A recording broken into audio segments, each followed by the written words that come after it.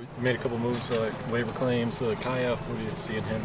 Well, he's a pretty gifted quarterback. It's a young man that we watched during the draft and kind of followed him a little bit, saw how things were, and like his quick release, decision making, his presence. It's one of those things where there's a young man out there that can grow, and we're just curious. It's an opportunity to bring somebody in and work them out and see how it is.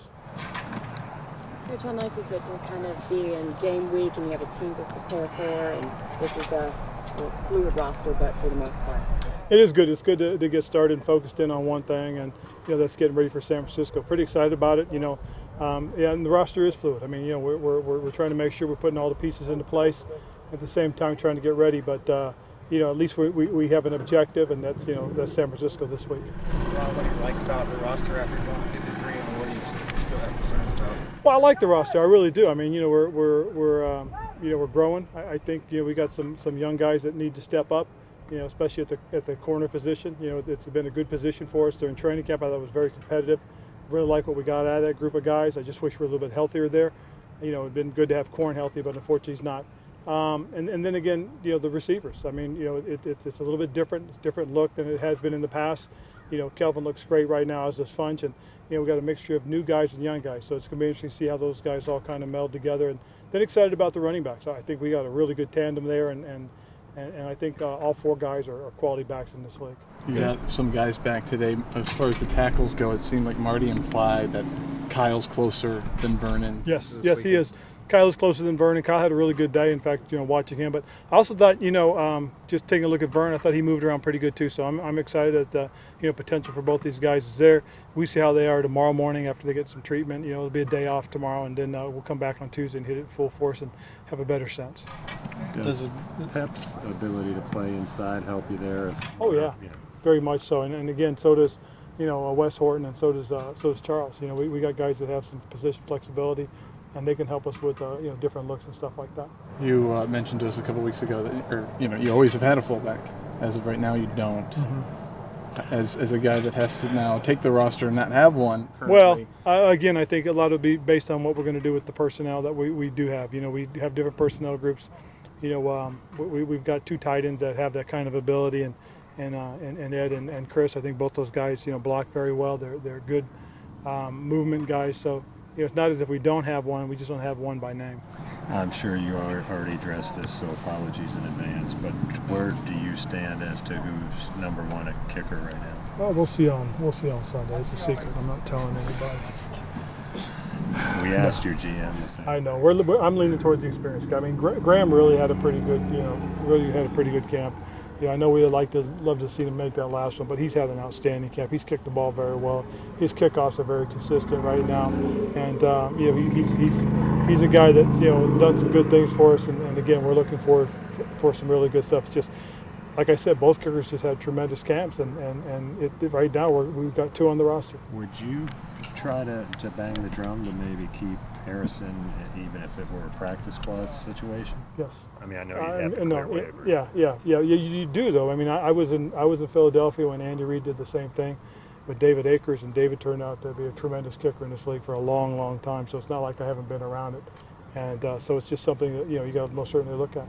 Do you remember who the starter was over Akers? I believe it was Chris Bonio, I think, if I remember correctly. I'm going to ask you about Cam all preseason. Now that you're week before the game, what do you think about where he is and how he's ready on Sunday? Well, I think he's ready. I do. I mean, you wish he had a few more snaps and played a little bit earlier in the preseason, so we'd have more to gauge on. But what we saw, we really liked. We liked how everything seems to be meshing well together as an offense, and we'll see how it goes as we continue to work this week. How close was Zeke bigger, and what does he got to do? I thought Zeke did a nice job. He got a lot of opportunities the other night, and I was really excited for him. Thought he did a nice job, as did Bowler. I think both those young guys showed very nicely for us. It's just the hard part is we had 7 guys returning, and there's 7 guys that we liked as well. But again, I thought the young guys competed and did a nice job, and they're going to try and get an opportunity somewhere else, or who knows, maybe back here as well. Ron, a guy that at least escaped a lot of our radars was Greg Van Roten. Oh yeah. Clearly, you guys saw something. Well, here's a guy who started in Canada, as a center and did some really good things. But he gives us, again, we talk about it all the time, his position flexibility. a lot like Tyler Larson for us. He's a guy that can play a few positions. He's a powerful guy, he's stout at the point. He's got good hands. Hand placement is very good. He's quick with his hands, and he can snap the ball. So if you can do those things and be able to play center guard, and it's a very bright young man. You got an opportunity to stick in this league, and that's really what happened with him. He played very well. When you talk to him, do you get the sense that he's an Ivy League educated guy? Well, if he'd gone to Cal, I'd feel better. But no, he's a very bright young man. He really is. You feel really good about who he is, and I think he's going to fit into to that offensive line room very nicely. Ron, as much as you game playing week to week, with the fact that you're facing a team, there's not a whole lot of tape on, obviously new head coach, coordinators. I think as of today, 14 rookies on that roster. So is it more about what you all do best as opposed to game playing? Absolutely, and that's the thing that you got to look at is your opponent's going to do certain things. They're going to give you certain looks, and you've got to be able to react to them on the defensive side. The offensive side, defenses only do so much. They react so much. And we've got to go based on what we anticipate from them. They'll have some wrinkles. They'll have something that we haven't worked on, we haven't planned for. There'll be a couple of trick plays somewhere here and there, and on special teams they'll try to do something as well. I mean, it's usually what happens in the first game. So we got to prepare for everything. But the biggest thing we got to do is prepare ourselves for what we do and limit any mistakes or possibilities for mistakes that we could have. Coach, the decision to let Joe go had to be a tough one, especially when you bring in another quarterback later, a young guy. It was very tough. I mean, again, you look at where we are with our guys, and at some point you have to start looking to the future. And when there was an opportunity to bring another quarterback in, that's a younger quarterback, and put Garrett Gilbert on the practice squad. Now we have two guys that we're going to take a nice long look at the next year. Going into this year, obviously, but also for next season. I mean, I don't want to get too far ahead, but you've got to definitely look at that. Back on the 49ers, how much of Falcons tape do you look at? Oh, you look at a lot. I mean, again, everything that we're anticipating to see, we'll see a lot of stuff that they did when they were in Atlanta. I mean, not just on the offensive side, but the defensive side as well.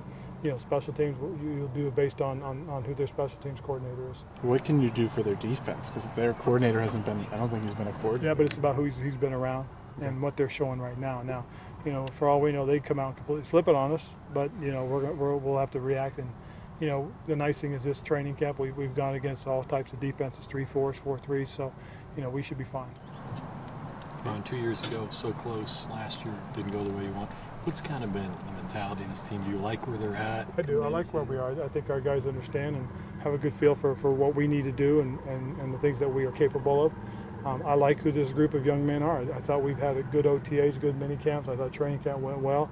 With the exception of not having a quarterback available, I thought a lot of guys competed and did the things they needed to do. Because of where you live, did you have to have a muted response to the Cal Bears victory yesterday?